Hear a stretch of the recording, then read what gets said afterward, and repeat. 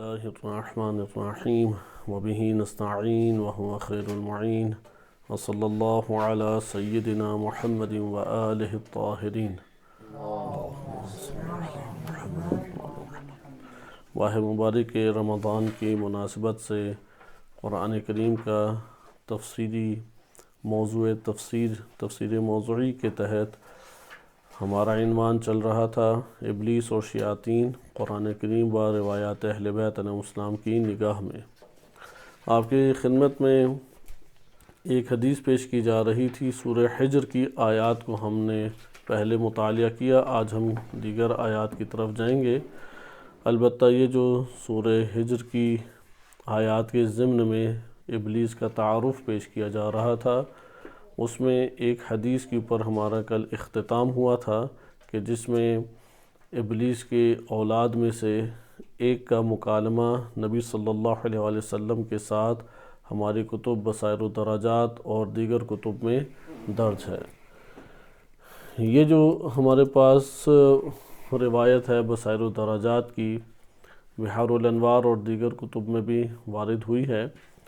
اس کے ابتدائی حصے میں آپ نے ملاحظہ کیا کہ نبی صلی اللہ علیہ وآلہ وسلم ایک علاقے سے گزر رہے تھے. یہ کئی کتابوں میں ہمارے آیا ہے تھوڑے سے اختلاف کے ساتھ.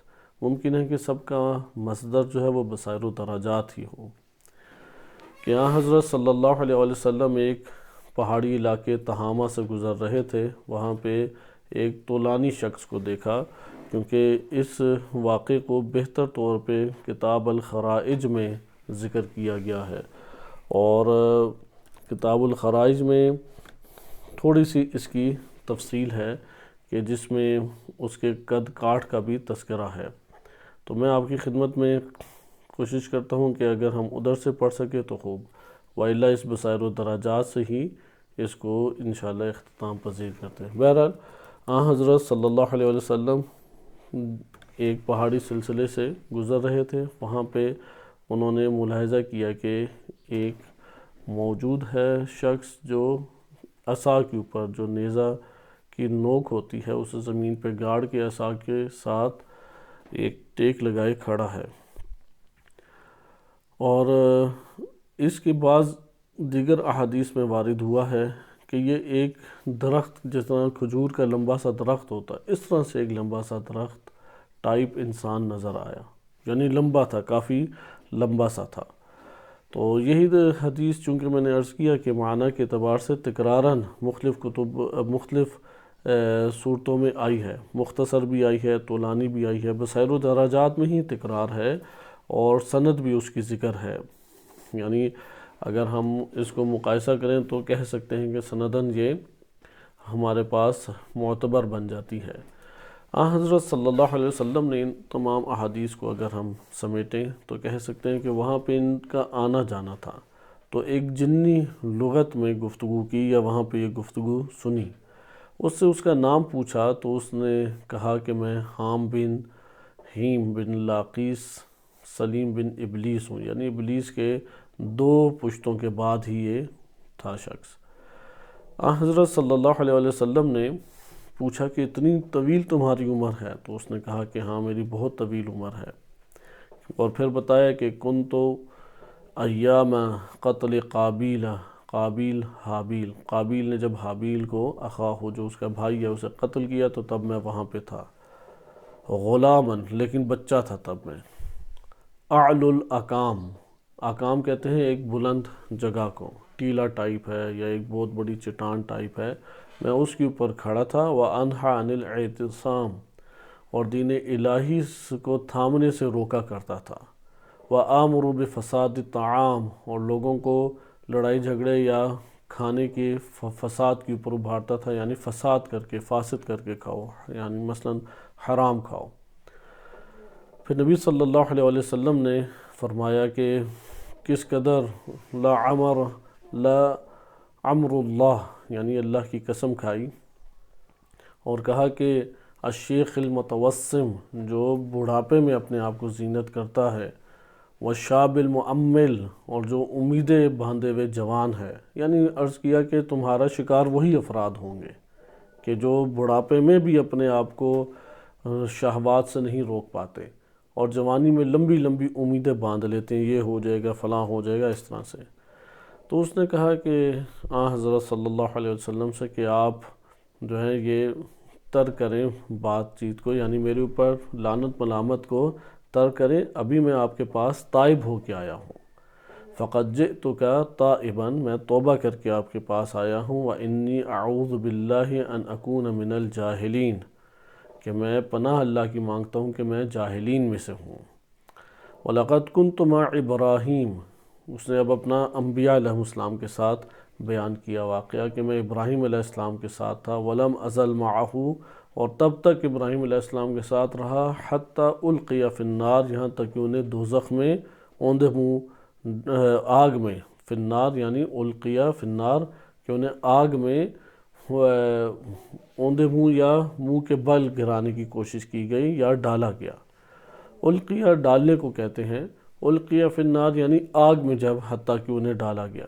وقال علی، تو انہوں نے مجھ سے کہا، ان لقیت عیسیٰ فاقرئہ منی السلام، کہ جب تم عیسیٰ علیہ السلام سے ملو تو میرا انہیں سلام پہنچانا۔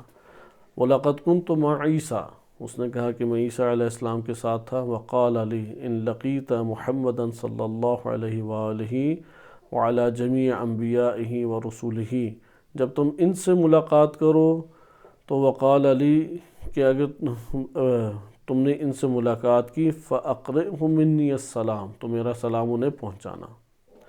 وَعَلَّمَنِي الْإِنْجِيلَ، اور عیسیٰ علیہ السلام نے مجھے انجیل کی تعلیم دی۔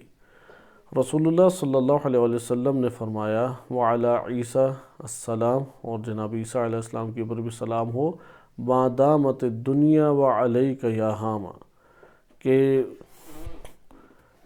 جب تک دنیا باقی رہے گی، صحیح ہے، جب تک دنیا باقی رہے گی عیسیٰ علیہ السلام کے اوپر بھی سلام ہو اور تجھ پر بھی سلام ہو، کیونکہ وہ ایمان لے آیا عیسیٰ علیہ السلام کے ہاتھوں، یا ابراہیم علیہ السلام کے ہاتھوں ایمان لے آیا۔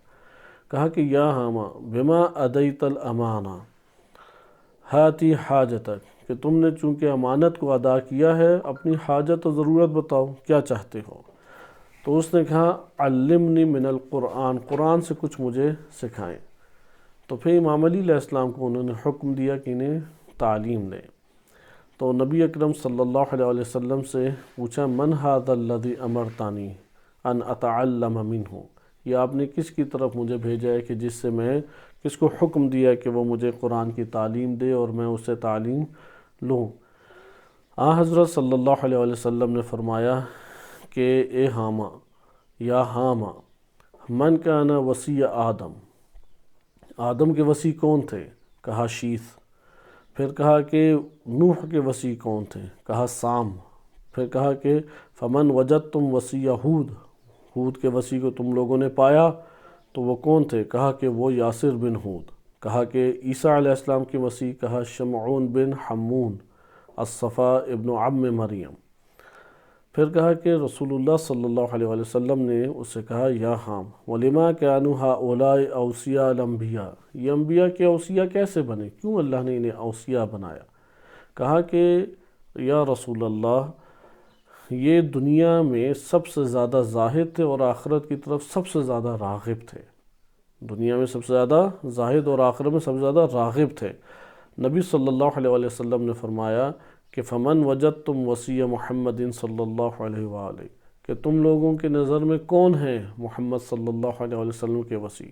تو ہم نے کہا ذاک، وہ ہیں الیاس بن عم محمد، نبی صلی اللہ علیہ وسلم کے چچا الیاس۔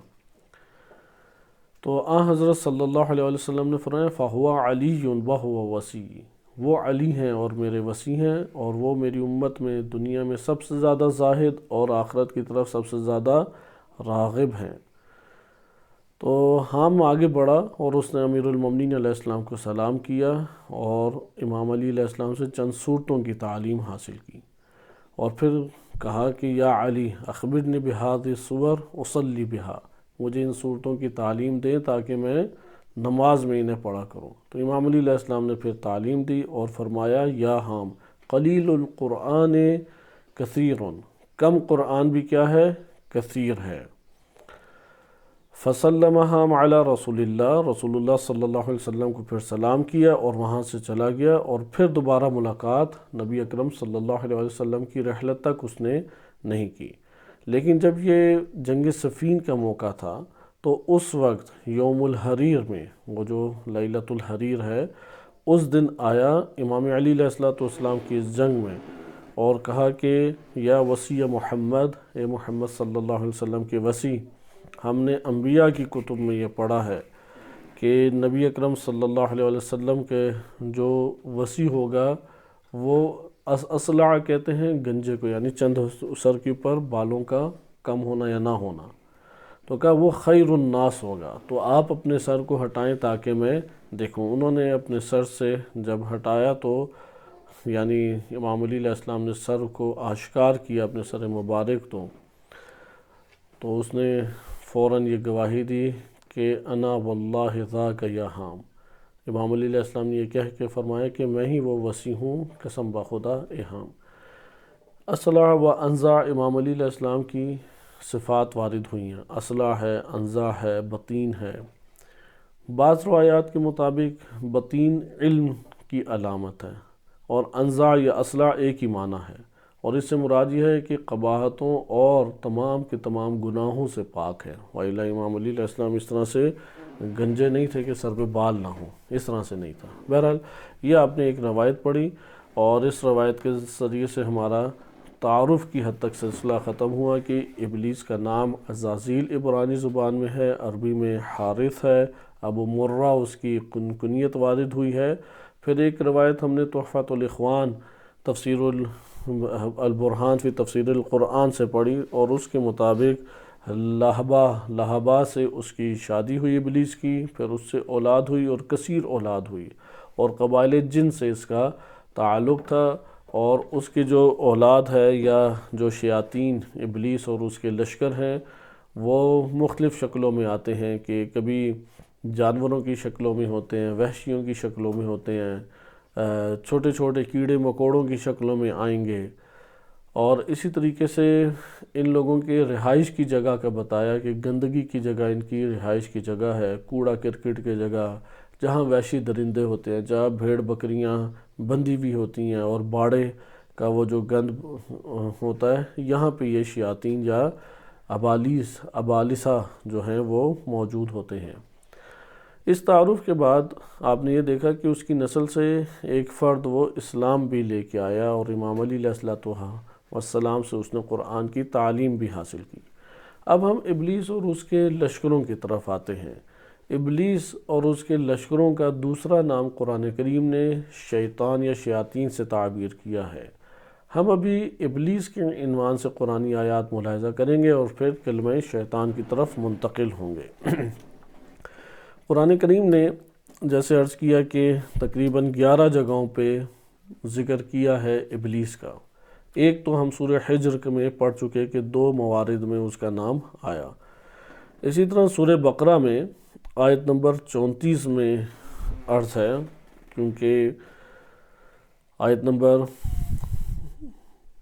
33 کو ملاحظہ کریں، ارشاد باری تعالی ہوتا ہے قال یا آدم، فرمایا اے آدم، انبئہم باسمائہم، ان سب کے اسماء کی تم خبر دو، بتاؤ۔ فلما انبأہم باسمائہم، اور جب انہیں تمام اسماء کا ان کے اسماء کا بتایا، قال الم اقل لکم، تو اللہ نے فرشتوں سے فرمایا کہ میں نے تم لوگوں کو نہیں کہا تھا، یعنی تمہیں نہیں کہا تھا، انی اعلم غیب السماوات والارض، کہ میں آسمانوں اور زمین کے غیب کو زیادہ جانتا ہوں، وَأَعْلَمُ مَا تُبْدُونَ وَمَا كُنْتُمْ تَكْتُمُونَ، اور جسے تم ظاہر کرتے ہو یا چھپاتے ہو اس کے بارے میں زیادہ علم رکھتا ہوں۔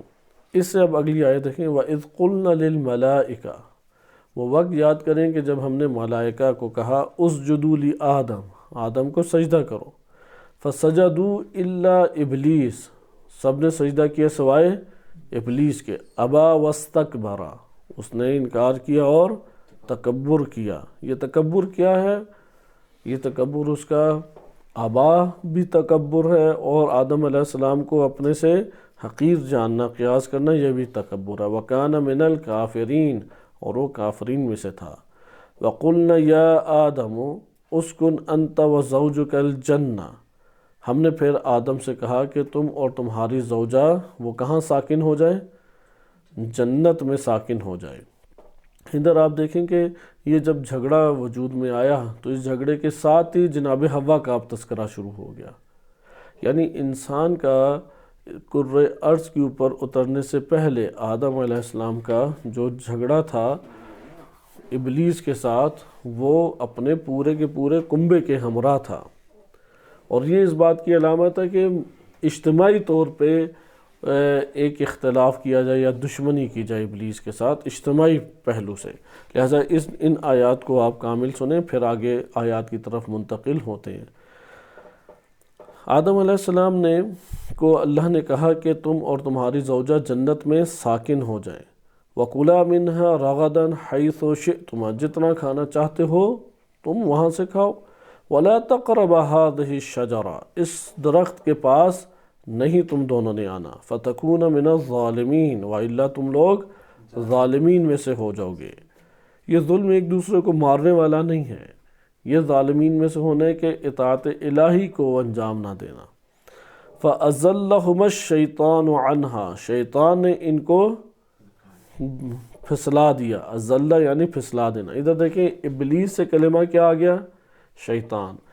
ابلیس کا جو وصف ہے وہ اس کی اپنی ذات کی وجہ سے ہے، اور شیطان کا جو وصف ہے وہ دوسروں کے مد مقابل کی وجہ سے ہے۔ شیطان میں وہ کیا کرتا ہے کہ وہ وسوسہ ڈالتا ہے، اور ابلیس میں کیا ہوتا ہے؟ کیونکہ خود وہ مایوس ہے، اب وہ دوسروں کو مایوس کرے گا۔ ادھر اس لیے قرآن کی حکمت دیکھیں، فَأَزَلَّهُمَا الشَّيْطَانُ عَنْهَا، کہ شیطان نے ان دونوں کو اس درخت کے بارے میں پھسلا دیا۔ فَأَخْرَجَهُمَا مِمَّا كَانَ فِيهِ، جس حالت میں وہ تھے، جس مورد میں تھے، اس سے شیطان نے انہیں باہر نکال دیا۔ وَقُلْنَا اهْبِطُوا بَعْضُكُمْ لِبَعْضٍ عَدُوٌّ، تو ہم نے پھر کہا کہ تم لوگ اتر جاؤ، تم میں سے بعض دیگر بعض کے لیے اب کیا ہیں؟ دشمن ہیں۔ یہ جو دشمنی کی بار بار بات آئی ہے بشر کے لیے، بالخصوص عالم اسلام میں امت اسلامیہ کے لیے، یہ سب سے بڑا ایک بحران آیا ہے۔ دشمن کو دشمن نہیں سمجھا ہم نے۔ دوسرا بحران اس سے بھی بڑھ کر ہے، دشمن سے دشمنی نہیں کی، یعنی ایک دشمن جو ہے اس کو دشمن نہیں سمجھ رہے۔ قرآن بار بار دشمنی خلقت کے آغاز سے اور نزول آدم سے پہلے سے دشمنی بیان کر رہا ہے، اور بار بار حساس کر رہا ہے کہ اس سے دشمنی کرو، لیکن دشمنی نہیں کرتے۔ ابھی آپ یہ دیکھیں، خود پاکستان کے اندر دیکھیں، سودی نظام ہو، عموماً آپ کو کم نظر آئے گا کہ شیعہ اس کے خلاف بول رہے ہیں، فحاشی ہے، کم آپ کو نظر آئے گا کہ اس کے خلاف بولا جاتا ہے، اوورآل پاکستان میں کم بولا جاتا ہے۔ کرپشن ہے، دیگر چیزیں ہیں، طرح طرح کی برائیاں ہمارے معاشرے کو جگڑی ہوئی ہیں، لیکن ان کے بارے میں نہیں بولتے۔ لیکن جو ہمارے کھانے پینے، سونے جاگنے اور ہمارے ظاہری مفاد سے تعلق رکھتا ہے، اس کے اوپر جان لٹانے کی حد تک مخالفت یا حمایت کرتے ہیں۔ لہذا دشمنی نہیں کرتے شیطنت سے، شیطان سے، ابلیس سے۔ لہذا ادھر آگے دیکھیں کہ وَلَكُمْ فِي الْأَرْضِ مُسْتَقَرٌّ، ایک معین مدت، وَمَتَاعٌ إِلَىٰ حِينٍ، تمہیں زمین پہ ٹھہرایا جا رہا ہے اور ایک معین مدت تک ہو۔ یہ دوسرا امر ہے جو انسان فراموش کر دیتا ہے۔ اگر موت انسان کے پیش نظر ہو یا موت کی طرف اس کا بار بار دھیان جائے، حد اقل اس کے لیے یہ ہوگا کہ اس زندگی کے اوپر وہ راضی نہیں رہے گا، یعنی زندگی سے محبت نہیں اسے زیادہ ہوگی۔ زندگی سے محبت ہوتی ہی تب ہے کہ جب وہ زمین پہ مستقر ہونے کو ایک طولانی مدت کے لیے سمجھتا ہے، اور یا ہمیشگی کا ایک اندر سے خیال کرتا ہے۔ زبان سے کچھ اور کہتا ہے، لیکن اندر جو احساس پا رہا ہے وہ کچھ اور ہے۔ احساس یہ پاتے ہیں کہ نہیں ہم نہیں مرنے والے، احساس یہ پاتے ہیں کہ ہم بھی کل جئیں گے، ہم بھی کل جاگیں گے، دوبارہ سے جاگیں گے۔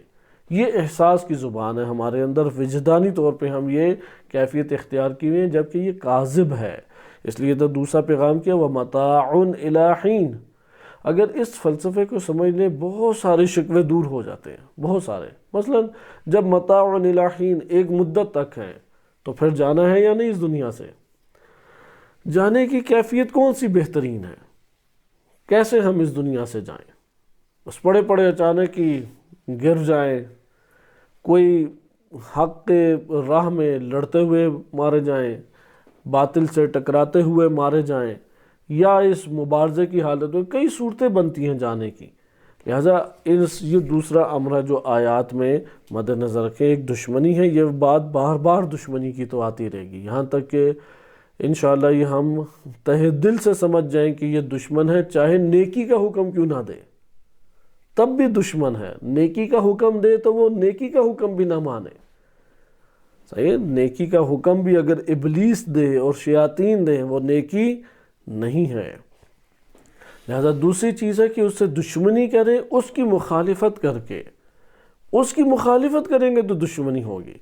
اور زمین کی پر متاع الہین فتلقى آدم من ربہ، کلمات، آدم علیہ السلام نے اپنے رب سے کلمات سیکھے، فتاب علیہ، اور اس کے اوپر پھر توبہ کی، انہ هو التواب الرحیم، پھر وہ تواب الرحیم ہے اللہ سبحانہ وتعالی۔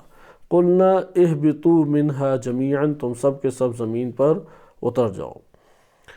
فإما یأتینکم منی ہدی، تم میں سے جو بھی، فإما یأتینکم منی، میری جانب سے، یا ہدایت کی راہ سے تم آؤ گے، فمن تبع ہدایا، اور جس نے ہدایت کی راہ سے میری طرف آیا، لا خوف علیہم ولا هم یحزنون، اس کے اوپر نہ کوئی خوف ہے اور نہ حزن ہے۔ یہ ایک آپ نے بیان دیکھا، اور اس میں ہم نے چند جدید نکات کا بھی استفادہ کیا، اور وہ جدید نکات کیا ہے کہ دشمنی کے علاوہ وہ شیطنت کا ایک روپ دھارتا ہے۔ جب ہمیں پھسلائے گا تو شیطان بن کے پھسلائے گا۔ شیطان کی آگے انشاءاللہ تعالی تشریح آ رہی ہے، اور ایک ہم مستقر مدت کے لیے زمین کے اوپر ہیں۔ متاع کہتے ہیں وہ قلیل سرمایہ کے جو ایک مدت کے لیے بندے نے استعمال کیا، مثلا ہوتا ہے نا ایک مہینے کے گزارے کی تنخواہ دے دی، مہینے کے بعد کیا ہوگی، وہ ختم ہو جائے گی۔ یہ جو قلیل زندگی بسر کرنے کے لیے سرمایہ دیا جاتا ہے اسے کہتے ہیں متاع۔ تو دنیا کے اندر جو حاصل ہو وہ متاع ہے، کیونکہ وہ استعمال کر کے پھر چھوڑ کے ادھر ہی چلا جائے گا وہ۔ اس میں ایک اور اہم نقطہ بھی ہے کہ ابلیس کی دشمنی اور اس کی قوت اور اس کا تسلط، کہ ابھی اس کا روایات اہل بیت علیہ السلام سے بیان آئے گا، اس کے مد مقابل انسان اپنے آپ کو ضعیف شمار کرتا ہے۔ چونکہ عرض کیا تھا کہ ابلیس شدید مایوسی سے ہے، اور ہر گناہ ایک مایوسی کی کیفیت کو لاتا ہے۔ اب کیسے ہم اس کے اوپر کیسے اس مایوسی کی کیفیت کو ختم کریں اور مقابلہ کریں ابلیس کے ان وسوسوں سے؟ تو قرآن کریم نے ہمیں اس کا سلیقہ بتایا ہے کہ توبہ اللہ نے رکھی۔ اس لیے اس واقعے کے فوراً بعد کیا ذکر ہوا؟ توبہ۔ یہ اللہ کی رحمت وسیع ہے، لہٰذا توبہ کا دروازہ ہمیشہ اللہ تعالیٰ نے کھولا ہے۔ اس لیے توبہ وہ دروازہ ہے کہ دوبارہ ولایت الہی میں انسان کبھی بھی منتقل ہو سکتا ہے۔ اس کے بعد سورہ اعراف دیکھیں۔ سورہ اعراف میں یہی مطلب تکرار ہے، میں آپ کی خدمت میں عرض کر دیتا ہوں۔ آیت نمبر 10 سے دیکھیں، وَلَقَدْ مَكَّنَّاكُمْ فِي الْأَرْضِ، ہم نے زمین پہ تم لوگوں کو ٹھہرایا۔ مَكَّنَّاكُمْ یعنی صاحب قدرت زمین کے اوپر بنا کے رکھا، تمہیں ایک جگہ کے اوپر رکھا۔ وَجَعَلْنَا لَكُمْ فِيهَا مَعَائِشَ، اور اس زمین میں تمہارے لیے زندگی بسر کرنے کی چیزیں قرار دیں۔ قَلِيلًا مَا تَشْكُرُونَ، تم لوگ بہت کم شکر کرتے ہو۔ تم میں سے یعنی بہت کم ہے کہ جو شکر اللہ کا کرنے والے ہیں۔ وَلَقَدْ خَلَقْنَاكُمْ، اللہ نے تمہیں خلق کیا، ہم نے تمہیں خلق کیا۔ ثُمَّ صَوَّرْنَاكُمْ، اور پھر تمہاری تصویر کشی کی۔ ثُمَّ قُلْنَا لِلْمَلَائِكَةِ، پھر ہم نے کیا ملائکہ کو کہا، اسجدوا لآدم، آدم کو سجدہ کرو۔ فسجدوا الا ابلیس لم یکن من الساجدین، کہ یہ اکڑ دکھانے والا تھا، وہ آدم علیہ السلام کے سامنے اکڑ دکھائی، سب نے سجدہ کیا سوائے ابلیس کی۔ ابلیس سر تسلیم خم نہیں ہوگا۔ اس کا کیا مطلب ہے؟ ابلیس آدم کے سامنے سر تسلیم خم نہیں ہوا، جب نہیں ہوا تو تا قیامت نہیں ہوگا۔ لہٰذا ہم اسے اپنے سامنے سر تسلیم خم نہیں کر سکتے، ہم نے اس سے دشمنی کرنی ہے، اور دشمنی کر کے اس کو پچھاڑنا ہے، اس کو شکست دینی ہے۔ پھر آگے ذکر کیا قال ما منعک الا تسجد اذ امرتک، جب میں نے تم کو امر کیا ہے، حکم دیا ہے، تو کس چیز نے تجھ کو منع کر دیا کہ تو سجدہ نہ کر؟ اب اس نے بیان کیا، اور یہ روایات بھی انشاءاللہ آئیں گی، قال انا خیر منہ، یہ تکبر ہے کہ میں اس آدم سے بہتر ہوں، خلقنی من نار، کہ مجھ کو خلقتنی من نار، تو نے مجھ کو آگ سے خلق کیا ہے، وَخَلَقْتَهُ مِن طِين، اور اس کو تو نے مٹی سے خلق کیا ہے۔ قَالَ فَاهْبِطْ مِنْهَا، اللہ نے فرمایا کہ یہاں سے تو اتر جا، فَمَا يَكُونُ لَكَ أَن تَتَكَبَّرَ فِيهَا، کہ تیرے لیے نہیں ہے جائز کہ تو اس جگہ پہ بیٹھ کے تکبر کا، فخرج، یہاں سے نکل جا، اِنَّكَ مِنَ الصَّاغِرِينَ، تو پست افراد میں سے ہے، جو گھٹیا اور پست ہیں ان میں سے ہے۔ اس نے اب رحمت الہی سے استفادہ کرنا چاہا۔ قال انظرنی الی یوم یبعثون، یوم یبعثون تک اے اللہ مجھے مہلت دے۔ قال انک من المنظرین، تجھے مہلت میں نے تا قیامت دی۔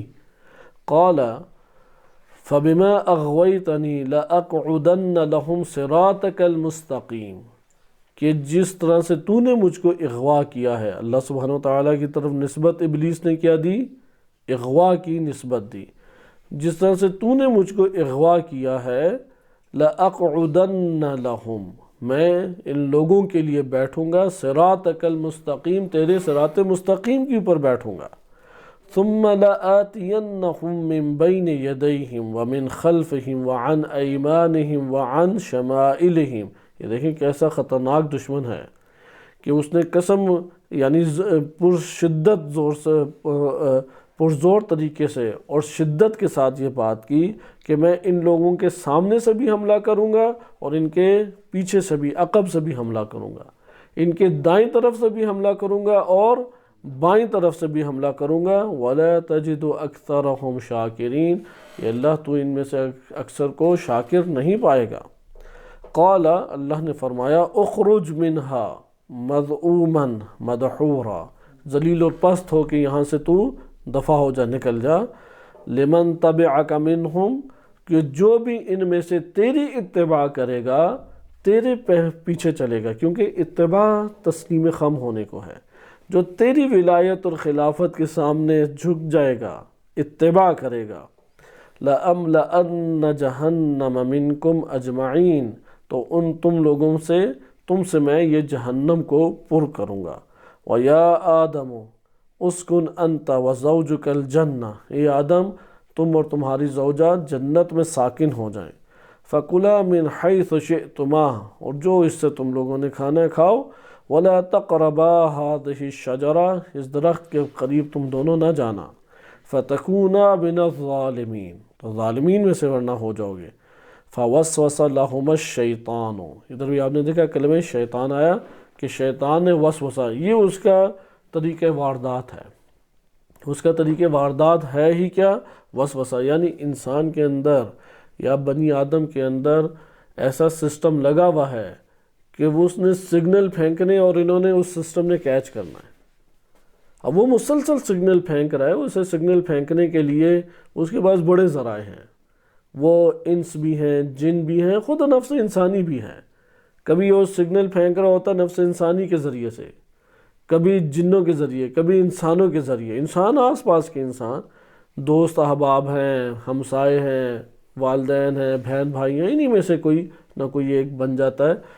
لہٰذا یہاں پہ اس نے وسوسہ ڈالا، لِيُبْدِيَ لَهُمَا مَا وُورِيَ عَنْهُمَا مِنْ سَوْآتِهِمَا، کہ جن چیزوں سے انہوں نے اپنی شرمگاہوں کو ڈھانپا ہوا تھا تاکہ اس کو وہ آشکار کر دے، کیونکہ انسانی وجود میں عزت کی انتہائی عزت کی علامت جس کے وہ سب سے زیادہ حفاظت کرتا ہے وہ اس کی شرمگاہ ہے، اور اس کا آشکار ہونا سب سے زیادہ انسان کے لیے ذلت کا باعث ہے، سب سے زیادہ ذلت کا باعث یہی چیز بنتی ہے۔ لہٰذا وہ یہی چاہتا تھا کہ یعنی یہاں پہ یہ ایک تو ہم اس طرح سے بھی اخذ کر سکتے ہیں کہ یہ کنایا ہے کہ انسان کو ذلیل و خوار کر کے رکھ دے گا، انتہائی پستیوں میں، اس سے پست ترین نہیں وہ جا سکتا۔ آشکار کرنا چاہے گا، اور آشکار کب ہوگا؟ اس کے وسوسے کا شکار ہو تو آشکار ہوگا۔ یہ قرآن واضح بتا رہا ہے۔ وَإِلَّا شرمگاہ یہاں پہ ضروری نہیں ہے کہ ہم حقیقی معنی ہی ہمیشہ کے لیے قرار دیں اس کرۂ ارض کے اوپر کہ جب شرمگاہ آشکار ہوئی تو تب بھی شیطان کے وسوسے کا شکار ہوا۔ اس سے مراد ہے کہ اس نے اپنی عزت کھو دی، وہ راہ حق اور راہ کرامت سے نکل آیا، کیونکہ سورہ علق کے آغاز میں ذکر ہے کہ اللہ تعالیٰ نے جب انسان کو خلق کیا تو کس سے خلق کیا؟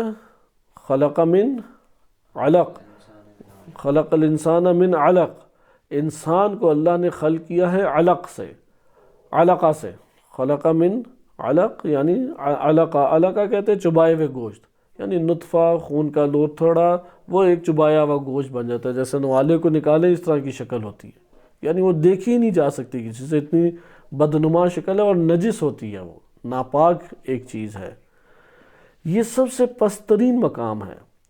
پھر جب تعلیم کی بات کی کہ تعلیم کے ساتھ کرامت کا سلسلہ جوڑا، لہٰذا یہاں پہ جو بدن کے تقاضے ساری عمر پیدا کرتا ہے اپنے وجود میں، اور بدن ہی کے گرد اس کی زندگی گھومتی ہے، وہ سب سے پست ترین مقام کے اوپر گرتا ہے۔ لہٰذا راہ کرامت تعلیم اور اطاعت کے اندر اللہ نے رکھی ہے، یہ کرامت کی راہ ہے۔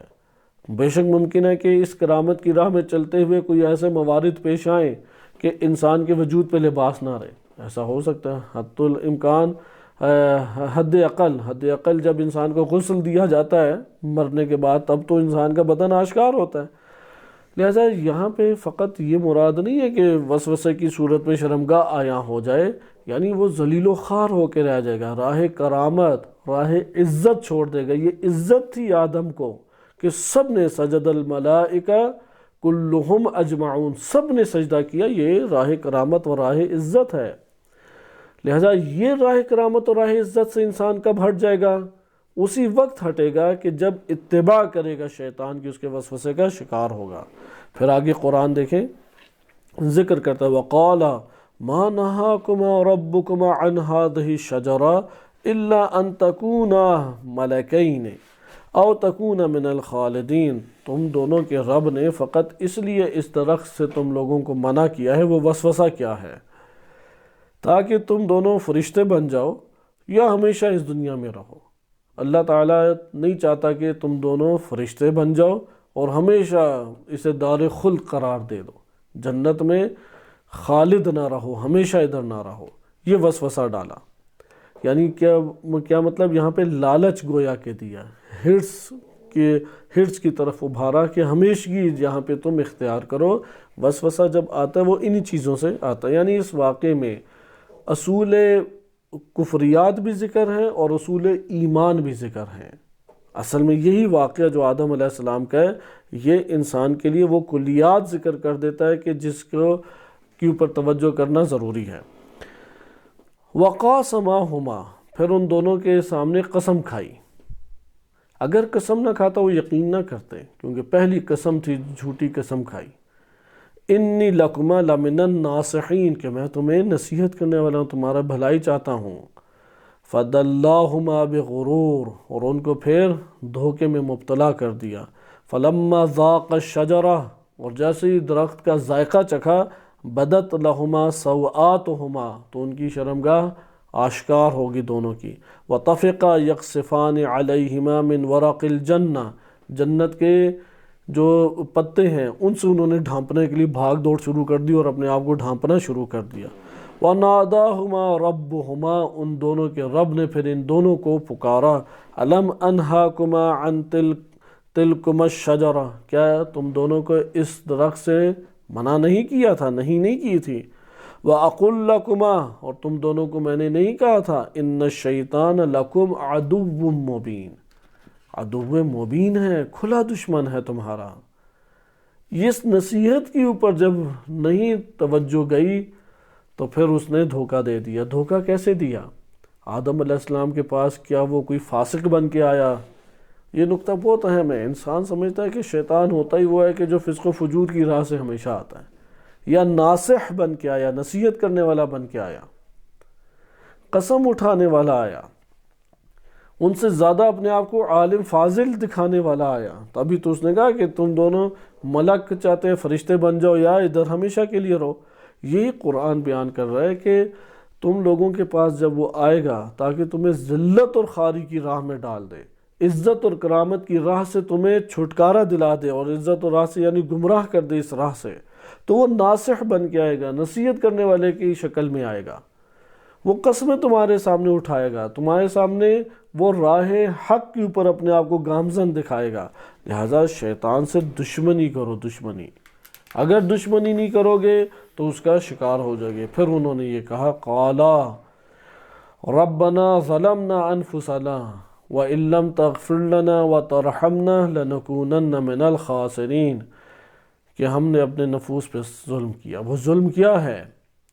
جو ناصح نہیں ہے اسے نصیحت والا سمجھ لیا، یعنی جس عالم کے ساتھ نہیں جڑنا چاہیے اس عالم کے ساتھ آ کے تعلق جوڑ لیا، جس بندے کے پاس نہیں جانا چاہیے اس بندے کے ساتھ جا کے انہوں نے تعلق جوڑ لیا. یہ دید انہوں نے نہیں دیکھی. لہذا راہ واضح ہے، راہ عزت اور کرامت، وہ حجت الہی کے ساتھ تعلق جوڑ کے اطاعت کی زبان میں سر تسلیم خم کرنا ہے. حجت الہی کا دامن پکڑ لیں اور راہ کرامت و عزت ہمیشہ ہمارے ہاتھ میں رہے گی. حجت الہی کو ترک کر دیں تو پھر ظاہری وضقت کے ذریعے سے اور ظاہری الفاظ اور حسن الفاظ اور حسن بیان کے ایک شائبے میں لا کے کوئی بھی دھوکہ دے سکتا ہے. لہذا ہمارے سامنے کوئی برائیوں کے صرف آشکار کر کے دھوکہ نہیں دے گا، وہ نصیحت والے بن کے ہمارے پاس آئیں گے. انہوں نے کہا ظلم کیا، اگر رب تو نے ہمیں معاف مغفرت نہ کی اور رحم نہ کھایا تو ہم تو خسارہ اٹھانے والوں میں سے ہو جائیں گے. تب بھی اللہ نے یہ فرمایا قال اہبطوا بعضکم لبعض عدو، تم اتر جاؤ ادھر سے، اور تم میں سے بعض دیگر بعض کے کیا ہیں؟ دشمن.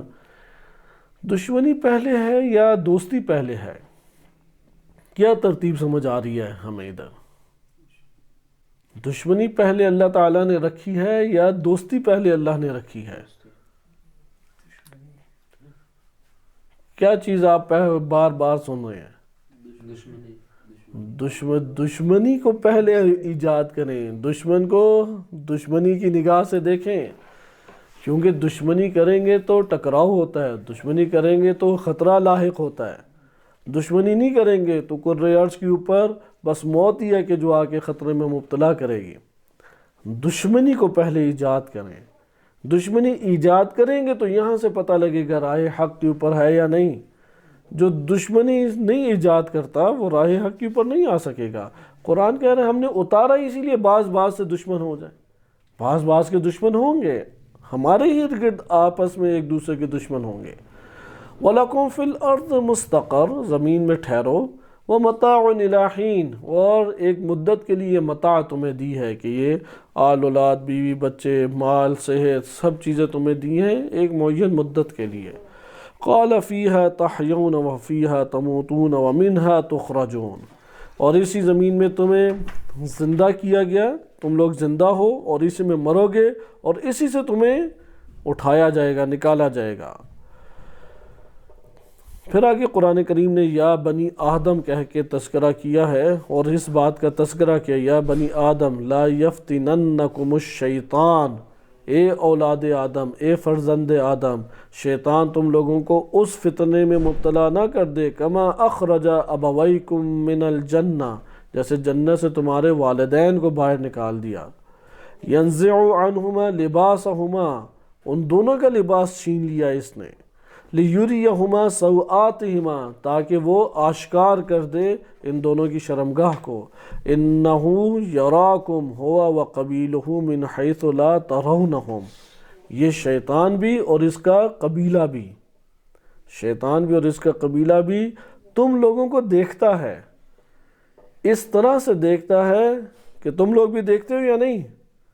لا ترونہم، تمہیں وہ دکھائی نہیں دیں گے. اس کے اوپر دوبارہ دقت کریں، انہ یراکم، وہ تمہیں دیکھتا ہے، یراکم ہوا وقبیلہ من حیث لا ترونہم، وہ تمہیں اور اس کا قبیلہ، وہ اور اس کا قبیلہ تم لوگوں کو کیا ہے؟ دیکھ رہا ہے. من حیث اس طرح سے لا ترونہم تمہیں وہ نہیں دکھائی دے رہے. اس لیے تعجب نہ کریں، نہیں دکھائی دے رہے تو اب تلاش میں نہ لگیں گے ہمیں دکھائی دیں، آثار سے پتہ لگ جاتا ہے. صحیح ہے، آثار سے بندے کو جیسے بجلی کا کرنٹ لگے تو آثار سے پتہ لگ جاتا ہے، یا چیک کرتے ہیں کہ میں بھی دیکھ لوں کہ بجلی ہے یا نہیں. جب انسان ایک جگہ پہ سوئچ کے ساتھ ہاتھ لگا کے عجیب و غریب حرکتیں شروع کر دے تو آپ کیا کہیں گے کہ اسے کرنٹ لگ گیا ہے. تو اسی طریقے سے ضروری نہیں ہے کہ چیز دکھائی دے تو تب بھی آپ آنکھوں سے دکھائی دے تو ایمان لائیں. اس لیے یہ شیاطین یہ آپ کو ممکن ہے آنکھوں سے دکھائی نہیں دیں گے. اِنَّ جَعَلْنَا الشَّيَاطِينَ اولیاء ہم نے شیاطین کو ولی بنایا ہے. صحیح ہے، شیاطین کو ہم نے ولی بنایا ہے، اولیاء بنایا ہے. لیکن کس کا؟ لِلَّذِينَ لَا يُؤْمِنُونَ ان کا کہ جو ایمان نہیں لائے. ایمان کا تعلق قلب اور قلب کی اساس پہ اعضاء و جوارح سے عمل صادر ہونے پر ہے. وَإِذَا فَعَلُوا فَاحِشَةً قَالُوا وَجَدْنَا عَلَيْهَا آبَاءَنَا جب وہ لوگ فحاشی کو انجام دیتے ہیں کہتے ہیں یہ تو ہمارے والدین آباء و اجداد انجام دیتے تھے. وَاللَّهُ أَمَرَنَا بِهَا اور اللہ نے ہمیں اس کا حکم دیا ہے. قُلْ کہہ دیجئے إِنَّ اللَّهَ لَا يَأْمُرُ بِالْفَحْشَاءِ اللہ تو فحاشی کا حکم نہیں دیتا، اللہ فحاشی کا حکم نہیں دیتا. أَتَقُولُونَ عَلَى اللَّهِ مَا لَا تَعْلَمُونَ اللہ کے اوپر تم جھوٹ باندھتے ہو کہ جس کا تمہیں علم نہیں ہے وہ باتیں تم کرتے ہو. یہ ہمارے پاس آیات سورہ اعراف کی حد تک تھیں، بقیہ آیات انشاءاللہ تعالی ہم اگلے درس میں ملاحظہ کریں گے. آپ دیکھ رہے ہیں کہ یہ آیات اگر دقت کریں تکرار نہیں ہے، اگر دقت کریں واقعہ ایک ہے لیکن معنی تکرار نہیں ہے. معنی ہر آیت میں اوپر نیچے سے دیکھیں، سیاق کے اعتبار سے دیکھیں تو زندگی انسانی کے اعتبار سے مختلف رخ کو اور پہلوؤں کو قرآن کریم ذکر کر رہا ہے. آج کے دن ہم ایک ترتیب کو اختیار کریں گے ابلیس کی اہل بیت علیہ السلام کی روایات سے شناخت، کیونکہ انشاءاللہ بھی آگے جو آیات آئیں گی وہ بھی اس معنی کو ذکر کریں گی. لیکن آج ہمیں یہ بات پتہ لگ گئی قرآن کریم کی آیات سے کہ جب آدم علیہ السلام کے پاس یہ آیا تو قرآن نے کلمہ شیطان استعمال کیا. شیطان چونکہ وسوسے کی قبیل سے ہے، وہ انسان کے اس قبیل سے تعلق رکھتا ہے کہ اسے وسوسے میں ڈالے. پہلے ابلیس کا لفظ تھا، پھر شیطان کا لفظ استعمال کیا، اور جب شیطان کا لفظ استعمال کیا تو وہاں پہ شیطان وہ بھیانک کالا سیاہ چہرہ، سینگ اگے ہوئے، دانت اس کے باہر آئے ہوئے، آنکھیں اس کی عجیب و غریب اس طرح کی شکل میں نہیں آیا. کیا بن کے آیا؟ وہ ناصح بن کے آیا، نصیحت کرنے والا، یعنی مولانا بن کے آیا. قسم بھی کھا رہا ہے، اپنے آپ کو عالم فاضل بھی بیان کر رہا ہے کہ مجھے تم سے زیادہ تمہارے خیر کی خبر ہے، اور خیر کے حوالے سے ایک انگیزہ پیدا کر رہا ہے، یعنی حرص کو ابھار رہا ہے. اور پھر جب اس نے جھوٹی قسم کھائی اور پھر نصیحت کرنے والوں میں سے اپنے آپ کو شمار اس نے کروایا، تو اس صورت میں اس کا ہدف کیا تھا؟ ہدف بھی قرآن نے بتایا. بس ابلیس کے ہر وار کے پیچھے ہدف کیا ہے؟ اصل ہدف ہے کہ وہ ذلیل و خوار کرنا چاہتا ہے، یعنی شرمگاہ کو آشکار کرنا چاہتا ہے. کیا مراد شرمگاہ کو آشکار کرنا؟ راہ عزت اور کرامت چھیننا چاہتا ہے. راہ عزت اور کرامت حجت الہی کے ہمراہ ہے. اگر خلیفہ خدا کے سامنے، ولی خدا کے سامنے سر تسلیم خم کر دیا اطاعت کے ذریعے، یہ راہ عزت اور کرامت ہے. جب اطاعت کا رشتہ اور تعلق توڑ دیا تو یہاں پہ گویا کہ عزت چلی گئی، شرمگاہ آشکار ہو گئی. عزت انسان کی چلی جائے گی، وہ جو مرضی کام کرتا رہے عزت چلی جائے گی. اس لیے اس کائنات کے اندر ہمیں اصل جھگڑے کا قرآن نے بتا دیا. اس زمین کے اوپر تا قیامت اصل جھگڑا کیا رہے گا؟ یہ جو ابھی سیاسی جھگڑے ہیں، کوئی مخالفت کرتا ہے، کوئی حمایت کرتا ہے، کسی کا کچھ کہنا ہے کہ سیاست میں حصہ لو، کوئی کہتا ہے نہیں سیاست میں حصہ نہیں لینا چاہیے، طرح طرح کے دلائل لے کے آتا ہے. اس سارے جھگڑے کے پیچھے اصل فساد کا پہلو کیا ہے؟ وہ پہلو یہ ہے کہ ابلیس وہ اپنی خلافت چاہتا ہے، اور اپنی خلافت کس طریقے سے چاہتا ہے کہ اپنے سامنے بنی آدم کو ذلیل و خوار کرے اور بنی آدم کو ذلیل و خوار کرنے کے لیے کنایہ جو قرآن نے لفظ استعمال کیا ہے وہ لفظ ہے کہ اس کی شرمگاہ کو آشکار کرے، اور وہ تب تک نہیں یہ کام کر سکتا جب تک وہ راہ عزت اور کرامت یعنی حجت الہی کا مخالف نہ بنائے، بے شک وہ اطاعت کی قبیل سے ہی کیوں نہ ہو۔ جب یہ بات ہمارے لیے کلیات واضح ہو گئیں تو اب آپ جتنے بھی واقعات پڑھیں اور جتنی ہم زندگی بسر کریں وہ اسی قبیل سے ہے۔ ہم مفسر بنے، فقیہ بنے، محدث بنے، حوزہ علمیہ میں طالب علم بنے، باہر کوئی مومن بنے، انجمنوں کے ساتھ جڑ جائیں، تنظیموں سے جڑ جائیں، اس آزمائش میں گرفتار ہیں۔ وہ آئے گا تو ناصح بن کے آئے گا، وہ آئے گا تو مولوی بن کے ہمارے پاس آئے گا، وہ آئے گا تو وہ ہمارے پاس اسی قبیل سے آئے گا جس حالت میں ہم ڈھلے ہوئے ہیں، اپنا اپنا وہ محسوس ہوگا، اور پھر ہمارے اندر وسوسہ ڈال کے ہمیں اس نے کرنا کیا ہے، شرمگاہ آشکار کرے، راہ عزت و کرامت ہم سے کھو دے، اس کے اوپر وہ در پہ ہوگا۔ ہم کچھ احادیث سے اب چلتے ہیں۔ آج جو احادیث بیان کی جائیں گی کیونکہ وقت ہمارے پاس قلیل رہ گیا ہے، کل آپ کی خدمت میں ایک ترتیب سے ہم احادیث کو ایک ترتیب دینے کی، منطقی ترتیب دینے کی کوشش کریں گے، کیونکہ کلیات تو قرآن نے بتا دی ہے، دشمنی کا انداز بھی بتا دیا۔ قرآن نے پہلے محبت اور دوستی اور تعلق کو بیان نہیں کیا، قرآن نے خلقت آدم و نزول آدم ہر دو مرحلے پہ دشمنی کو پہلے بیان کیا ہے۔ دشمنی سے اپنی زندگی کا آغاز کریں، اسی لیے لفظ بھی یہی ہے، لا الہ، انکار پہلے کریں، نہیں پہلے انکار کریں گے، نہیں پہلے اپنے آپ کو تعلق توڑوائیں گے ان باطل طواغیت سے، ان باطل نظاموں سے، ان ابلیس اور اس کے عفاریت سے، تب تک ہم کبھی بھی دین الہی کے دائرے میں حقیقی معنی میں نہیں آ سکتے۔ لہذا لا الہ الا اللہ وحدہ لا شریک لہ، اس لیے یہاں پہ آپ نے دیکھا دشمنی کو قرآن نے پہلے بیان کیا، اہبطو، اتر جاؤ، تم میں سے بعض دیگر بعض کے کیا ہیں، عدو ہیں، ان کلیات کو کبھی فراموش نہ کریں۔ ہم جس ترتیب سے چلیں گے وہ ترتیب ہے ابلیس اور اس کے جنود، کیا کیا لفظ استعمال ہوئے۔ ادھر آپ کے لیے ایک نیا لفظ بھی آ گیا ہے کہ ابلیس یا شیاطین کو اللہ نے کیا قرار دیا ہے، اولیاء، وہ سرپرستی کرتے ہیں، وہ بھی محبت کرتے ہیں، وہ بھی دوستی کرتے ہیں۔ یعنی یہ جو دوستی کا پہلو ہے یہ فراموش نہ کریں، وہ بھی کھلاتے پلاتے ہیں، وہ بھی مہمان نوازیاں کرتے ہیں، وہ بھی کسی کو بڑا محبت سے چاہتے ہیں۔ قرآن نے واضح کیا کہ انا جعلنا الشیاطین اولیاء، ہم نے شیاطین کو کیا قرار دیا ہے، اولیاء قرار دیا۔ آپ اولیاء کا ترجمہ سرپرستی کر لیں، اولیاء کا ترجمہ دوستی کر لیں، اولیاء کا ترجمہ ہمدرد اور محبت کرنے والے موالی کر لیں، موالی بھی اور ولی سے ہی ہے، کوئی بھی آپ ترجمہ کر لیں، سارے ہی اس کے ساتھ سازگار ہے۔ لیکن کن کا، للذین لا یؤمنون، جو اللہ کے وعدوں پر ایمان نہیں رکھتے، جو اللہ کے نظاموں پر ایمان نہیں رکھتے، جو اللہ کے حاکموں کے اوپر ایمان نہیں رکھتے، جو اللہ کی حجت کے اوپر ایمان نہیں رکھتے، جو اللہ کے دین اور اس کے احکام پر ایمان نہیں رکھتے، ان کے اولیاء کون بن جاتے ہیں، شیاطین بن جاتے ہیں۔ اسی لیے آپ نے دیکھا ہوگا ہمارے ملک کے بعض شیاطین بھاگے بھاگے کہاں جاتے ہیں ریٹائرمنٹ کے بعد، مراکز شیاطین میں۔ پچھلے ایک ہمارے پاس فہرست بن جاتی ہے جتنے چیف آف آرمی سٹاف ہیں ریٹائرمنٹ کے بعد کہاں بھاگے ہیں، ایک بھی پاکستان نہیں ٹکتا، سارے کے سارے اپنے کے پاس، ماں کے پاس چلے جاتے ہیں کہ جس سے ان کا گہرا تعلق ہے۔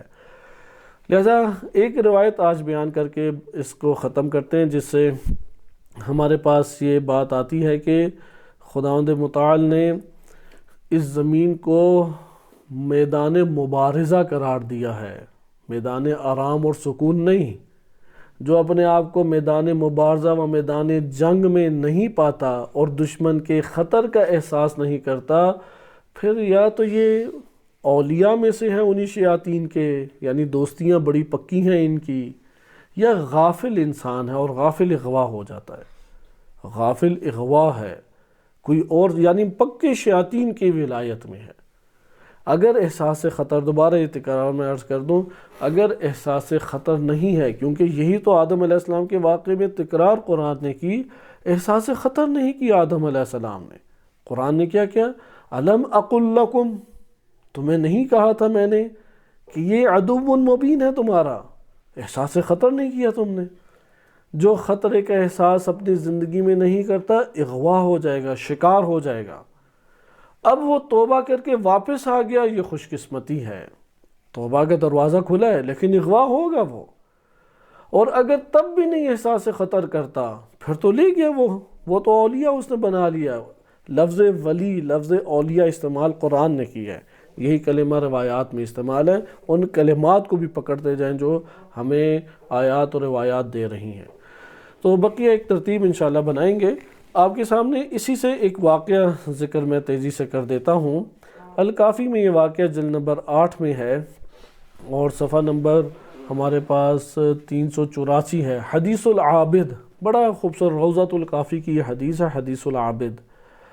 پورا واقعہ اگر عربی سمیت پڑھا جائے تو ٹائم ہمارے پاس شاید نہ ہو، آغاز بہرحال عربی ہی کی سطر سے کرتے ہیں کیونکہ امام کے کلام سے استفادہ براہ راست ہوگا۔ امام صادق علیہ السلام فرماتے ہیں، محدثین کا جو معروف مبنی رجالی ہے اس کے مطابق اگرچہ یہ روایت سنداً ضعیف ہے، لیکن اس کا خود متن اتنا بھاری ہے کہ یہ امام کی طرف جو ہے اس کی نسبت کو دقت کریں تو زیادہ آشکار ہو جاتی ہے۔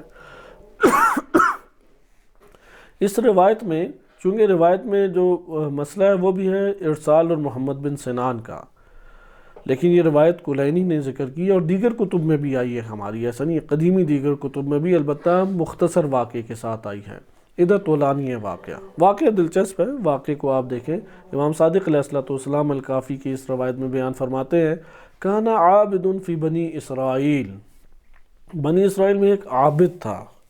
جب عابد بنی اسرائیل کا کہا جائے تو وہ حقیقی معنی میں عابد ہے، ایسا نہیں ہے اس کا نام عابد ہوتا نا، عابد حسین، عابد فلاں، یا تھوڑی سی عبادتیں کرتا ہے تو اندھوں میں کانا راجا، نہیں، ایسا نہیں ہے۔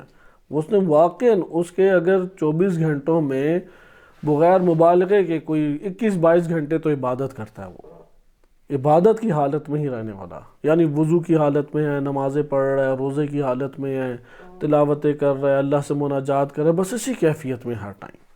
لہذا اس کیفیت کو بہت بڑا نہ شمار کیا جائے، یہ روایات کا بیان ہے۔ کانا عابد، یعنی بغیر معرفت کے بڑا نہ شمار کیا جائے، معرفت کے ہمراہ، اور اس کے اوپر مطمئن بھی نہ ہوا جائے، تا موت اس کی تمنا کی جائے، یعنی اس حالت کی پھر حفاظت بھی کی جائے۔ بہرحال بنی اسرائیل کا ایک عابد تھا، لم یقارف من امر الدنیا، یقارف کہتے ہیں یکتسب، امر دنیا سے شیئن، ایک چیز بھی اس نے کبھی نہیں لی، دنیا کے کسی امر میں مشغول نہیں تھا۔ اب یہ جو عبادت اتنی خالص کوئی کرے کہ کسی دنیا کے امر میں شریک نہیں ہے تو ابلیس کو کتنا یہ تنگ کرے گا۔ فَنَخَرَ إِبْلِيسُ نَخْرَةً، تو ابلیس نے ایک انتہائی بدترین چیخ ماری۔ نخرہ کہتے ہیں کہ جو انسان کے منہ سے آواز نکلے اور اس کے خیشوم، ناک کے نہیں ہوتے سوراخ، ان سے بھی ایک عجیب سی نہیں آواز نکلتی، خیشوم سے بھی، گلے کے اندر سے ایک جیسے ذبح کر رہے ہو تو کیسی بھیانک آوازیں نکلتی ہیں، یعنی ایسی خوفناک دل خراش آواز شیطان کی نکلی۔ اس کی آواز پہ فاجتمع علیہ جنودہ، اس کے سارے ہی لشکر اکٹھے ہو گئے ان کے پاس۔ کہا کہ فقال من لی بفلان، اب آگے انہوں نے کہا سید مولا سردار کیا مسئلہ پیش آ گیا، ہم تو گھبرا گئے کہ آپ کی اس دنیا سے رخصتی کا وقت آ گیا۔ کیسی خطرناک بھیانک دل خراش آواز۔ یہاں سے آپ کو ایک اور بھی بات پتہ لگ رہی ہے کہ یہ طبی ایک تعلق ہے، جتنی حجت خدا و خلیفت الہی کی اطاعت کی جائے گی اتنا ابلیس اذیت میں شکار ہوگا، اتنا اذیت میں۔ ابھی اس طرح کی اور احادیث بھی آئیں گی، یہ ربط ہے دونوں کا۔ ہو نہیں سکتا کہ کوئی انسان حجت الہی کی اطاعت کرے یا حجت الہی کے ساتھ تعلق قائم کرے اور ابلیس نہ اذیت اور تکلیف اور مصیبت میں آئے، ممکن ہی نہیں ہے۔ جتنی مقدار بڑھتی چلی جائے گی اتنا اذیت میں وہ آتا چلا جائے گا۔ اچھا اب کیا ہوا، اس نے کہا من لفلان، اس فلاں کے میرا کون مدد کرے گا اس فلاں عابد کے مقابلے میں؟ قال بعضهم انا لہ، میں ہوں کہ جو آؤں گا۔ فقال من این تأتیہ، ابلیس نے پوچھا کس راہ سے تو جائے گا اور اس کو بہکائے گا؟ فقال من ناحیۃ النساء، خواتین کی جانب سے جاؤں گا۔ حبائل الشیاطین کہا گیا ہے، شیاطین کی رسیاں ہیں، کتے کی طرح بندے کو کھینچ کے ابلیس کے قدموں میں لا کے پھینک دیتی ہیں خواتین کے ذریعے۔ کہا کہ من ناحیۃ النساء، خواتین کے باب سے جاؤں گا، اسے دھوکہ دوں گا، یعنی عورتوں کے ساتھ تعلق قائم کر کے ان کی زینت اور ان کی خوبصورتیوں میں اور شہوانی اور جنسی شہوات میں مبتلا کر کے تیرے سامنے کھینچ کے لے آؤں گا۔ قال لست لہ لم یجرب النساء، تو نہیں یہ کام کر سکتا کہ تجھے خواتین کا لم یجرب، یا اس نے خواتین کا کوئی تجربہ ہی نہیں ہے، اسے ہے ہی نہیں، اسے جان پہچان ہی نہیں ہے، وہ اس تیرے جھانسے میں نہیں آنے والا۔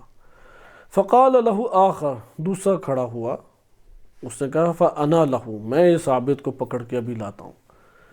فقال لہ، ابلیس نے اس سے کہا من این تأتیہ، تو کس باب سے جائے گا؟ قال من ناحیۃ الشراب واللذات، اسے شرابیں پلائیں گے اور خوب اسے کھلائیں پلائیں گے، مثلا کڑھائیاں ہیں، بریانیاں ہیں، قورمے ہیں، بڑے خوبصورت گھر محل، بہترین ساری چیزیں، اور بہترین اس کو محفلیں ہم دیں گے۔ جیسے ہوتا ہے امیر کبیر لوگوں میں بڑے ایڈیکیٹس کے ساتھ وہ ملتے جلتے ہیں اور سارے حرام امور انجام دے رہے ہوتے ہیں، اچھی اچھی لذتوں کے ذریعے، محفل کی لذت ہے، کھانوں کی لذت ہے، دیگر لذات ہیں، اس میں گھیر کے تیری خدمت میں لے آئیں گے، اس میں کیا ہے؟ قال لست لہ لیس ھذا بھذا، جیسے اسے عورتوں سے کوئی دلچسپی نہیں تھی، اسے ان لذتوں سے بھی کوئی دلچسپی نہیں ہے، تو ناکام ہے۔ وہ بیچارے کا مثلا ممکن ہے معدہ ہی نہیں کام کرتا کہ کھانے اسے اچھے لگیں، تو یہ کام تو نہیں کر سکتا۔ اور یہ ایسا ہوتا بھی ہے، یا آپ معاشرے کے اندر دیکھیں، وہ افراد جو کھانے پینے کی طرف یا رغبت نہیں رکھتے، ان کی رغبتیں پھر کسی اور دنیا کی طرف ہوں گی، وہ کسی اور چیز میں، مثلا حاسد ہیں۔ جیسا کہ نبی صلی اللہ علیہ وسلم کی رحلت کے بعد جو مسائل خلافت اٹھے، تو اس میں ہمارے پاس تاریخ بھی بتاتی ہے، روایات بھی ہیں، دنیا سمیٹنے کی طرف تو توجہ نہیں تھی۔ جو امام علی علیہ السلام کے مقابلے میں حکام کھڑے ہوئے، انہوں نے دنیا تو نہیں سمیٹی، وہ تو لذتوں کے عادی نہیں تھے، وہ تو نہیں ٹوٹ مرتے تھے کہ ابھی اچھے کھانے آ جائیں، ابھی وہ فلاں روسٹ آ جائے، فلاں روسٹ آ جائے۔ ہاں، خلیفہ سوم کے بعد یہ چیزیں تبدیل ہونا شروع ہوگی، لیکن خلیفہ اول و خلیفہ دوم اس اعتبار سے اس کی طرف راغب نہیں تھے۔ ان کے لیے جو مشکل پیش آئی وہ ٹکراؤ تھا سیاسی میدان میں، حجت الہی کو قبول نہیں کیا، لہذا حجت الہی کو قبول نہ کرنا بہت ایک بڑی مشکل ہے۔ خیر، ابھی اسے آگے دیکھیں۔ قال آخر، تیسرا کھڑا ہوا، فانا لہ، میں جاؤں گا اسے بہکاؤں گا۔ قال من این تأتیہ، تو کس راہ سے جائے گا اس کے پاس؟ قال من ناحیۃ البر، میں نیک بن کے اس کے پاس جاؤں گا، نیکی کی راہ سے جاؤں گا۔ قال انطلق فانت صاحبہ، ابلیس نے کہا تو کامیاب ہے، جا، تو ہی اس کا ساتھی بن سکتا ہے اور اسے لا سکتا ہے۔ فانطلق الی موضع رجل، جہاں پہ یہ شخص تھا اس کے پاس چلا گیا، فاقام حذاءہ، وہاں پہ اس نے اپنے ایک طرف جوتے وغیرہ رکھے، مصلی بچھایا، فیصلی، نمازیں شروع کر دی۔ یہ شخص کان رجل ینام، یہ سویا کرتا تھا اس ٹائم، آیا اسی ٹائم جب یہ تھوڑا سا آرام کرتا تھا۔ اچھا، اس کے بعد دیکھا کہ یہ اٹھا، عبادت گزار ہے، پھر اس نے بھی اپنی عبادتیں شروع کی، اس کی پر پھر نیند آنے لگ گئی۔ اب یہ جو عابد ہے بشر ہے، بالآخر اسے نیند آنے لگ گئی۔ وہ دیکھا والشیطان لا ینام، شیطان سو ہی نہیں رہا، ویستریح، یہ آرام کرتا تھا، والشیطان لا یستریح، وہ تو آرام بھی نہیں کرتا تھا۔ فتحول الیہ الرجل، اس کے تو حال احوال تبدیل ہونے شروع ہو گئے۔ اس لیے روایات نے کہا ہے کہ لمبے رکوع سجود اور ان چیزوں کے اوپر دھوکہ مت کھاؤ کسی سے، دیکھو لوگوں کے ساتھ معاملہ کیسا ہے، اخلاق سے بولتا ہے یا نہیں، امانت داری کرتا ہے یا نہیں، ادھر ایک دوسرے کے اوپر تکبر اور حسد کی بیماری میں ہے مشغول یا نہیں۔ لمبے رکوع سجود اور سجدوں کے نشانوں سے نہیں پہچانا جاتا۔ بہرحال ادھر ہے لا یستریح، شیطان نہیں آرام کرتا تھا، یہ تبدیل ہو گیا۔ وقد تقاصرت الیہ نفسہ، اسے تو اپنا آپ بہت ہی پست دکھائی دینے لگا۔ واستصغر عملہ، اور اسے اپنا عمل بڑا چھوٹا لگنے لگا، اسے کہا یار کیا بڑا مقام ہے اس کا۔ فقال، اب یہ بڑی عاجزی کے پاس آیا، کہا یا عبد اللہ، اے بندہ خدا، بأی شیء قویت علی ہذہ الصلاۃ، اس نماز کی پر تجھے کتنی قدرت و طاقت کیسے مل گئی؟ فلم یجبہ، شیطان بھی بڑا نفسیات دان تھا، کوئی جواب نہیں دیا، کہا سائڈ پہ ہو، نماز پڑھنے دو۔ ثم اعاد علیہ، پھر اس نے چھیڑا کہ یار کچھ تو بتاؤ، کیسے یہ تم اس قدر عابد پرہیزگار ہوتے نا، آپ مجتہد کیسے بن گئے؟ کوئی ہمیں بھی تو راہ دکھائیں، کیسے آپ بنے، کیسے یہ آپ عرفانی اس منزل پہ پہنچ گئے؟ تو وہ بھی یہ کہہ رہا ہے یہ عرفانی منزل آپ کو کیسے حاصل ہو گئی؟ تو فقال یا عبد اللہ، دیکھا کہ اب یہ صحیح تڑپ چکا ہے، یعنی لوہا گرم ہو گیا ہے، کہا کہ اے بندے خدا، انی ذنبت ذنبا، ایک گناہ کیا تھا، وَأَنَا تَائِبٌ مِّنْهُ، اب اس سے میں نے توبہ کی ہے، فَإِذَا ذَكَرْتُ الذَّنبَ قَوِيتُ عَلَى الصَّلَاةِ، جب بھی مجھے یاد آتا ہے نا وہ گناہ، تو میں نماز کے لیے قوت پیدا ہو جاتی ہے اور نمازیں شروع کر دیتا ہوں میں۔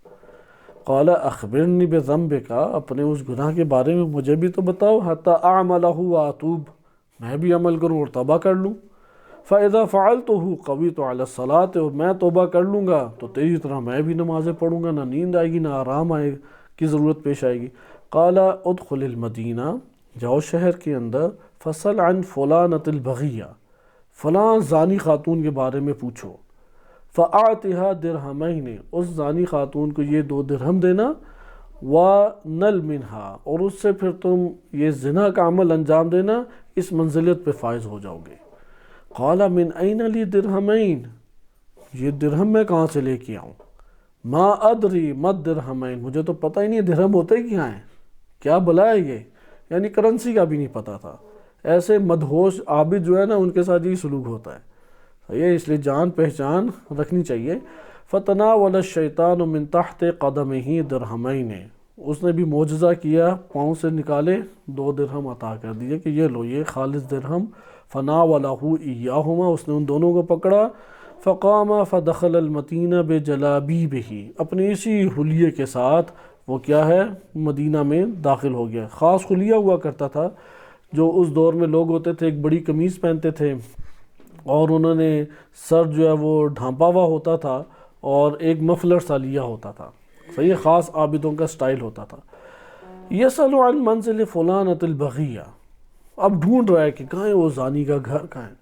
فارشدہ الناس، لوگوں نے بتایا، فظنوا، لوگ یہ سمجھے، انہ جاء یعظھا، وہ اسے نصیحت کرنے شاید جا رہا ہے اس زانی کو کہ بدکاریاں چھوڑو، کوئی خوف خدا کرو۔ فارشدوہ، تو انہوں نے بڑے خوبصورت بہترین طریقے سے رہنمائی کی، وہ ہے اس کا گھر۔ فجاء الیہا، وہاں پہ گیا، فرما الیہا بدرہمین، 2 درہم ادھر ہی پھینکے اس نے، اور وقال قومی، کہا میرے لیے آ جا تو۔ فقامت فدخلت، جو تازہ افراد ہوتے نہیں پتہ تھا اس بیچارے کو، امر دنیا کی خبر ہی نہیں تھی۔ فقامت، وہ بھی کھڑی ہوئی، فدخلت منزلہا، تو اس نے بھی اپنے گھر میں اس داخل ہوئی۔ وقالت، اور کہا ادخل، آ جاؤ، داخل ہو جاؤ۔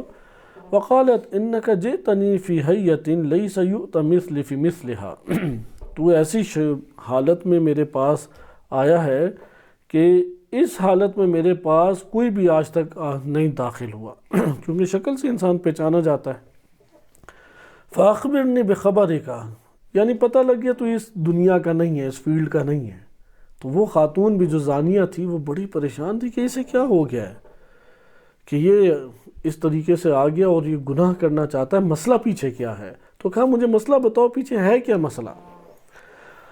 تو اس نے کہا فقالت یا عبد اللہ، اس خاتون نے کہا اے اللہ کے بندے، ان ترک الذنب، اس نے اب ساری فاخبرہا، اس نے ساری خبریں بتائیں، وہ ایک عابد آیا، اتنی لمبی نمازیں اور یہ وہ فلاں، میں گناہ کروں گا، توبہ کروں گا، پھر ایسی قوت آئے گی جب یہ گناہ یاد کروں گا نماز ہی پڑھتا چلا جاؤں گا۔ خاتون نے کہا اے اللہ کے بندے، گناہ کا ترک کرنا احون من طلب التوبہ، توبہ کے طلب کرنے سے زیادہ آسان ہے، توبہ کا طلب کرنا زیادہ سخت ہے۔ یہ حکمت آج بھی ہمیں نہیں سمجھ آتی، سمجھتے ہیں توبہ طلب کرنا بڑا آسان ہے، گناہ کا ترک کرنا زیادہ آسان ہے توبہ کے طلب کرنے سے۔ وَلَيْسَ كُلُّ مَنْ طَلَبَ التَّوْبَةَ وَجَدَهَا، جس نے بھی توبہ کی ایسا نہیں ہے کہ اس نے توبہ کو پا لیا. وَإِنَّمَا يَنبَغِي أَن يَكُونَ هَذَا شَيْطَانًا مُثْلَ لَكَ، حتماً و حتماً یہ شیطان ہے جو تیرے سامنے ممثل ہو کے آیا ہے، تمثیل ممثل بن کے، یعنی اس نے انسانی شکل اختیار کر کے آیا. فَانصَرِف، ادھر سے چلے جا. فَإِنَّكَ لَا تَرَى شَيْئًا، تو وہاں پہ جا، تجھے کچھ بھی نہیں دیکھنا دکھائی دے گا. فَانصَرَفَ، وہ چلا گیا. اب وہ جب عابد گیا اور حتماً اسے کچھ بھی نہیں ہوتا دکھائی دینا تھا، بندہ ہی نہیں تھا ادھر. وَمَاتَتْ مِن لَيْلَتِهَا، اسی رات یہ خاتون مر گئی. فَأَصْبَحَتْ فَإِذَا عَلَى بَابِهَا، پھر جب صبح ہوئی تو اس کے دروازے پہ لکھا تھا مکتوب احضروا فلانتا، سارے کے سارے اس کے جنازے پہ حاضر ہو. فَإِنَّهَا مِنْ أَهْلِ الْجَنَّةِ، یہ اہل جنت میں سے ہے. فَارْتَابَ النَّاسُ، لوگ شک میں پڑ گئے. فَمَكَثُوا ثَلَاثًا، 3 دن. لَمْ يَدْفَنُوهَا، 3 دن ٹھہرے رہے اور اسے دفن نہیں کیا. ارتیاباً فی امرها، کہ یہ بدکارہ اور یہ جنتی اور ہم اس کا جنازہ پڑھیں. فَأَوْحَى اللَّهُ عَزَّ وَجَلَّ إِلَى نَبِيٍّ مِّنَ الْأَنْبِيَاءِ، پھر انبیاء میں سے ایک نبی جو اس دور کے تھے اس پر اللہ نے وحی نازل کی اور فرمایا لا أعلمه إلا موسى ابن عمران، اور وہ کون ہے؟ موسیٰ ابن عمران، کہ میں نہیں جانتا سوائے اس کے موسیٰ ابن عمران. ان ائت فلانتاً، وہ آئیں اس خاتون کے جنازے پہ. فصلی علیہا، اور تم جاؤ اے موسیٰ کہ اس کے جنازے کو تم پڑھاؤ. اور وَمُرِ النَّاسِ، اور لوگوں کو امر کرو ان یصلوا علیہا، اس کی نماز جنازہ پڑھیں. فإنی قد غفرت لها، میں نے اس خاتون کی مغفرت کر دی ہے. وأوجبت لها الجنہ، اور اس کے لیے جنت واجب کر دی ہے. بتثبیتها عبدی فلانا عن معصیتی، کہ اس خاتون نے میرے عبد کو میری معصیت کرنے سے روکا ہے اور منصرف کیا ہے.